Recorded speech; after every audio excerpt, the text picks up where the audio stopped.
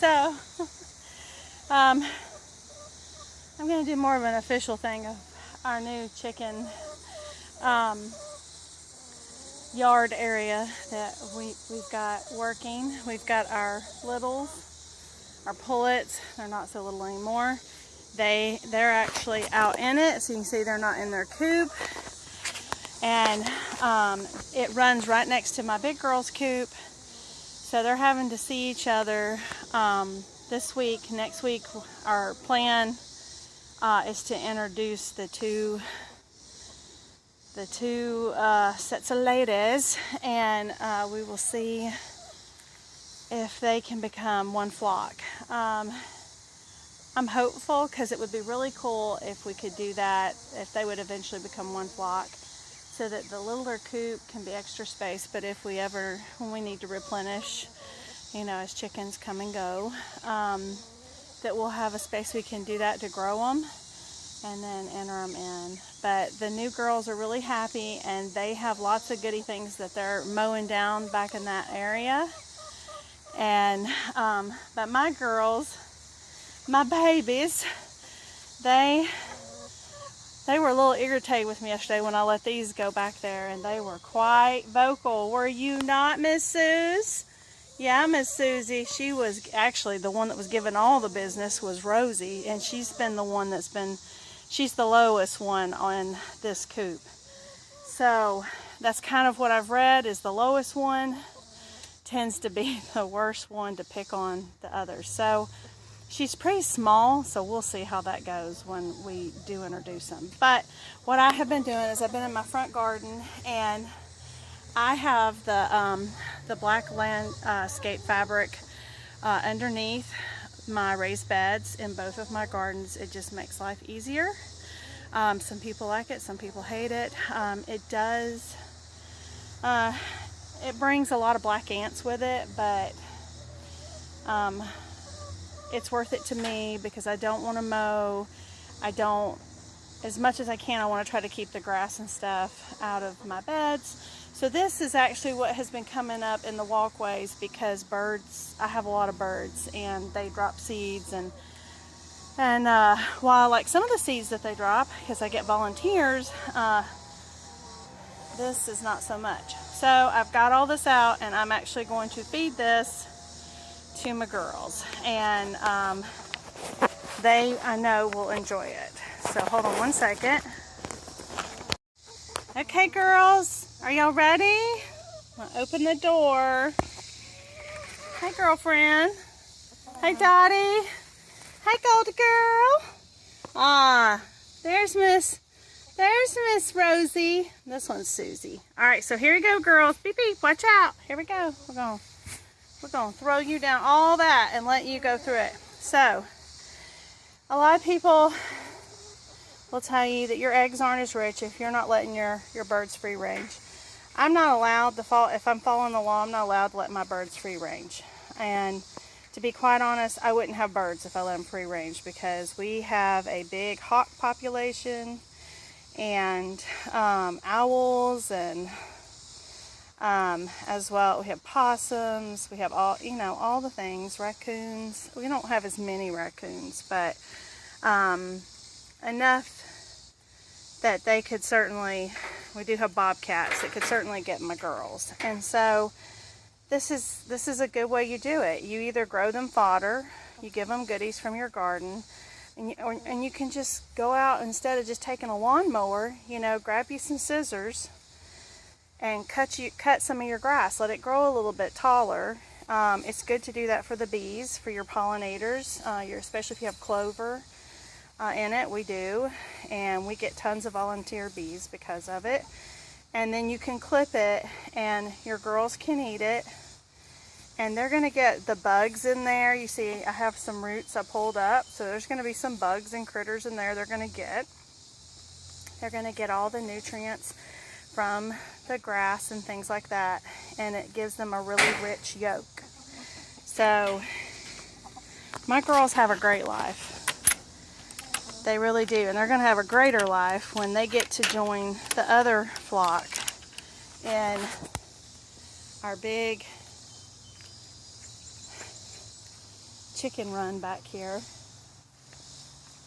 Yes, it's like Fort Knox. It's covered with shade cloth. We took our garden shade cloth. I got to order new shade cloth for my garden because I wanted my girls to have it. But they have a nice little area. Oh, the other ones went back.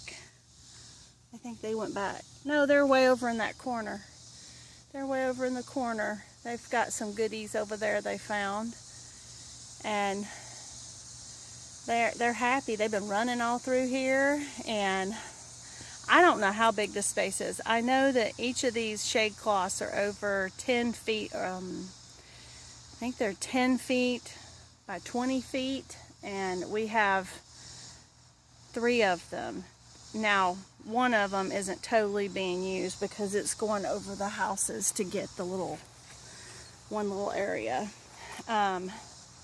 in between that's kind of awkward shaped, so it kind of goes up over there and back on this side between the 2 coops. So and we put fencing here so the dogs can't get in there, and John did like a little drawbridge that I open up and I close in the evenings. The girls go back in their thing. I feed them in the morning if they want any of their feed. They have that. They have a water in here, a waterer out there. And the back part of it is where my egg laying boxes are. And I have 3, and my chickens only use 1. And there's one they hate. And so the one they hate, we're actually going to cut a door into that. And they'll have a little walkway down so they can join the group. And my hope is that they'll all be running in all the houses and all the things. They're all healthy, no sickness, everything's covered, and I'm so excited for them. It may not be the prettiest chicken yard, but man, it was a lot of work getting it all put up and getting it together and trying to figure out the logistics of it, how it would work. And I'm just so thankful. My husband, bless his heart, he has worked so incredibly hard. And as you can see, all that stuff I just threw in there, that's blurry. I mean, look at how much they're scratching it out, eating it, taking what they like. And if they have parts they don't like, I take it out at the end of the night. I throw it over the fence on our other property and let the wild things grow for right now. But that's kind of how you can give your chickens, like the ones out there, I think they're just kind of dust bathing over there. I think they found them a spot, but they've been eating the sunflowers that had died back.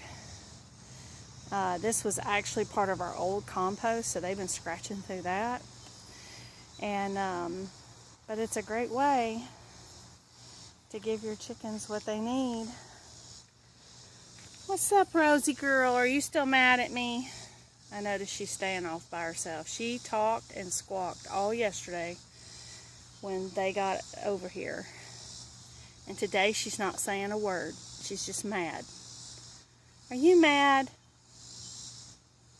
Don't be mad. You're going to have your time, I promise.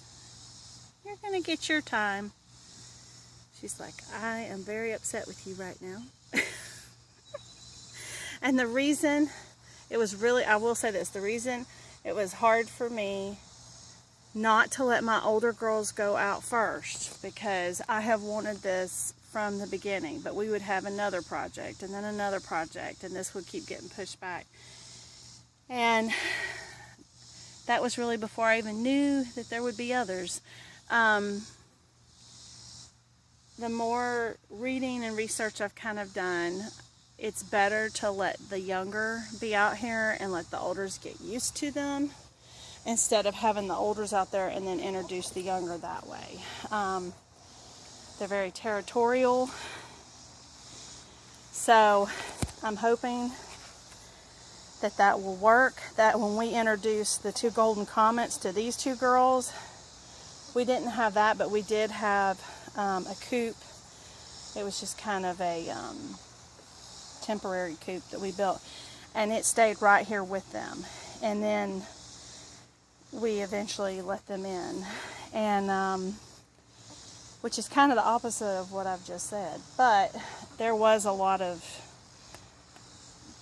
bullying, pecking, and of course I wasn't very bright in that I put heritage breeds with hybrids, and the big difference there is these heritage girls are more around 6.5 pound hens, and the golden comets are more around 4 to 5 pounds. They're smaller, that's why they get picked on more. They're on the low man on the totem pole. And I have a mix out there that I got. I did it again. And, well, kind of. The Easter eggers are a hybrid. Well, some people say they're not even a breed, but they are. You get eggs from them. And I hope so, anyway. But I was kind of hoping that way they could. And the heritage breeds that I did get are more docile. And matter of fact, the two that I have are pretty docile girls. I mean, they're not mean. And so we'll see how it goes. But anyway, I'll probably do a more formal. I may get John to help so he can kind of say what he did or whatever.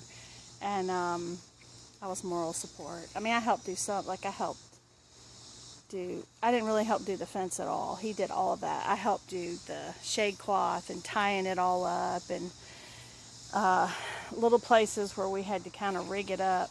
And because we have a fence, plus we have chicken wire because of the dogs. And just because, I mean, I don't think they want to hurt them, but like Odie's very excited to see them, and their new favorite thing is the dogs tag team barking at each side of this. And because it goes all the way over here to, this is where they come out, but if we're to walk around, the dogs can come back here, because see, that's my other garden, and they bark. Now we do have the barrels here, which I'll talk about that in another video, but they'll come over here and bark, and that upsets them. And so I have to kind of watch them, monitor them when they're out here. But they are very content, so much more content with the space they have now. If they start getting tired of each other, everybody has a place they can go. And we were originally going to have them further over, because this is also part of the old compost bin. But in this old compost bin, I have my lovely pumpkin there growing that my chickens, this is from them. It's a volunteer. And the vine goes all the way over here, and I didn't want it destroyed. So, and honestly, when we started looking at it, we were like, this is plenty big. And when this is gone, my hope is to, what I'd really like to do is clean it out and maybe be able to grow corn or something back here in this patch in the ground, is one thought. We may do more, we could always do more raised beds, and because that's all under that tarp. I mean, look at how lush it is. This is all compost for the last 2 years. I think the last time this got compost put in it was, I think, October 2021. So this stuff is aged and good, and we do take stuff out of here. So I think we'll probably try to continue to do some of that. But anyway, this went a lot longer than I meant it to. So anyway, if you have backyard chickens, don't feel bad. Hold on. If you have backyard chickens, don't feel bad that if yours can't free range. Don't think that you don't care for them the proper way. You can totally care for your flock, and have a very healthy flock, have very nutritious eggs, and they're living a great life, you're living a great life, and there's nothing wrong with that. Not all of us live on a huge farm, and matter of fact, my Gram, her mama got Rhode Island red chickens. She told me she would get 50 every spring, and she said so they would have eggs, and I'm pretty sure the ruse ended up being Sunday chicken dinner, and but she raised them out of her kitchen in the city of Atlanta. And so that would have been during the Great Depression, and apparently that was pretty common. Matter of fact, it was a law here that you were supposed to have a chicken for, I believe, 2 chickens for every person living in your home. And it was totally acceptable. So don't think that we're all going to have chickens running everywhere. You can do this responsibly. You can do it in a way so that you don't have a bloody mess. I will tell you, it's not cheap. You have to take that into account, but a lot of people, take that into account if they have a dog or a cat. You kind of think of them that way. They're not exactly the same. You're not going to kiss them and cuddle them. You can hold them. And some of them don't want to be held, but some of them like to be held, especially if you raise them from chicks. That's a lot of work, so know that. And I've seen a lot of people complain about if you're buying pullets, they complain about paying, $30 to $50 for a healthy pullet that's been raised and with what grower feed and all that stuff is right now. And just the amount of work, that's a deal. It really is. It's a deal. And so if you don't know, don't complain about those things you don't know. If you think you can do it better, then you go do it better. And you probably find out you spend a whole lot more than $50. And one of the great things about when you go to some of these breeders and they guarantee their pullets, especially if you can't have roosters, you'll be real thankful, because typically by the time you get the pullets, they know they're pullets. It's a pretty sure bet it's a pullet, and you're not going to be surprised with a cock-a-doodle-doo at 6 months. And I've raised 2 cock-a-doodle-doos that were supposed to have been sexed by a reputable breeder, but it's really hard to tell, especially on some of the breeds. And matter of fact, it was devastating to me because it was my favorite chicken. I raised from an hour after he was hatched, even though I thought he was a she, because her name was originally Ruby, and then it went to Rudy. And God was kind; He let me find a really great farmer, and Rudy's living a great rooster life. The other rooster I had was my least favorite. He was the white Americanus, and full bred. Beautiful bird, mean as fire. And he went to a different farmer, and an older, wiser farmer. And I don't know if he learned. If he didn't learn, he was somebody's dinner, and that's fine with me. I didn't have to fool with it or any of that, so I was thankful. But I say all this because with my 6 new pullets that I have, I got them when they were 11 weeks. They had been fed, cared for, responsibly raised. The breeder, her area was so nice how she had her birds, and it wasn't, she didn't have too many. She gets a certain amount and she raises them up, and people buy them from her, and she did a great job. And I had one when I came home. I was a little concerned because I've had 2 roos. And I will say that the Easter eggers and the Americanas, an Easter egger has an Americana, one parent that's an Americana. And my Cookie, when we brought her home, I texted the lady that I got them from, and I said, I'm concerned that Cookie might be a Cookie boy because I'm not familiar with Easter eggers, and the feathering was different. And she was so much bigger. And so she, I wrote her, and she says, I guarantee if for some reason she were to turn out to be, a he, I will make everything right. I will make sure you get what you paid for. I'll take care of everything. She said, but to be very honest, I'm pretty positive that she's a she. I have one myself in my own personal flock. And she said she started out that way, but then the other girls kind of caught up, and then she just was a quick grower. And so I think that's exactly what happened, because Cookie's now smaller. And Cookie at first was the one I thought would be ruling the roost, and she's not. She's not the roost. Actually, Katie Lou is for now. And however, I have a strong feeling that Daisy will be, if they stay kind of separate, she will be one of the heads. If they meld with the other flock, then the head in there is Dottie. That's my black Australorp, and Goldie's got her back. And I actually have another well summer, and it's been funny to watch Goldie, my well summer, and Honey, my little pullet well summer, because they look at each other, and they'll sit there and look at each other for a while. And I'm not a chicken.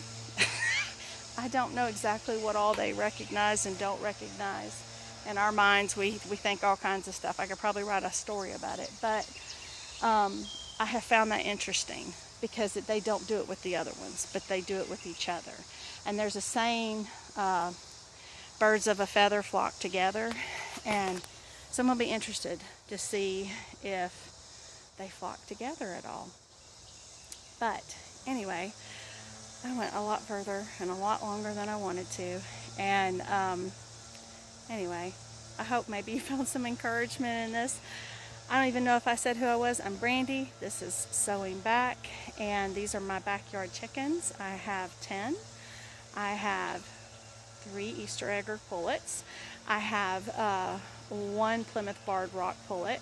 I have 1 well summer pullet. I have 1 Silver Lace Wyandotte pullet. And then my original crew, I have 2 rescue golden comets that are almost 2. In August they'll be 2. And I have a black Australorp that turned 2 back in May 15th. And my first well summer, Goldie Girl, and Goldie turned 2 on May 15th. And so that's my flock, and I love them. I love birds anyway, but they're just amazing, and I think they're pretty happy. I don't know if you can see them walking around back there. And while I have you on a video, I'm going to tell you about my blue barrels we got. Okay, so I want to tell you about my blue barrels that I got. We have been wanting something like these. We've seen them on a lot of YouTube channels, and we have been wanting some because I wanted to get my animal feed out of my garage. And so we went with 3 different sizes so that I can tell the difference. In this biggest one, I have my layer feed. This one is kind of catch-all, extra bags, extra things, the grit. I put all that in this one. The smaller one, this one has got my scratch mixture that I kind of mixed up myself. I love this. I am so happy we did this. This was one of our projects we did when my husband was off last week. And getting that out of my house, because it will attract rodents in your house. And if you don't believe me, I will put a video up there of my husband and the great rat trap race. I don't know. And you can watch it. It's pretty short, pretty funny. But you don't want that coming into your house. And but it's inevitable. If you have things like that. I had nowhere else to put it. So now I do. It has rained a lot since we've put these in, and they're dry as a bone on the inside. Eventually we may do some kind of little lean-to But for now, they're fine. It's so much easier in the morning to come out when I do the feeding with them. And I'm happy. Matter of fact, I want to go back and probably get some more because I'd like to be able to store some of my garden things. Right now I've got so much in my greenhouse that I can't really greenhouse in my greenhouse. So I was thinking maybe a couple of those could be good for storing. I have like some minerals and just different things like that. A lot of the different rose tone, azalea tone, just a lot of those things, because believe it or not, rodents like to eat that stuff too. So I want all of it out of my house before we move into winter. And so I think that this might be a solution, and especially because it's waterproof. So anyway, if you're looking for some barrels like that, I would tell you to go to your local Craigslist. We found a guy. If you're in the Metro Atlanta area, he is down by Six Flags, and you can find him on Craigslist. To be very honest, my husband set that up, but that's his business. That's what he does, and real reasonable. I think we spent $100 on all 3 of those, and they're food grade, totally safe for all the things. So anyway, look on Craigslist. You can look on Marketplace. You may find some there.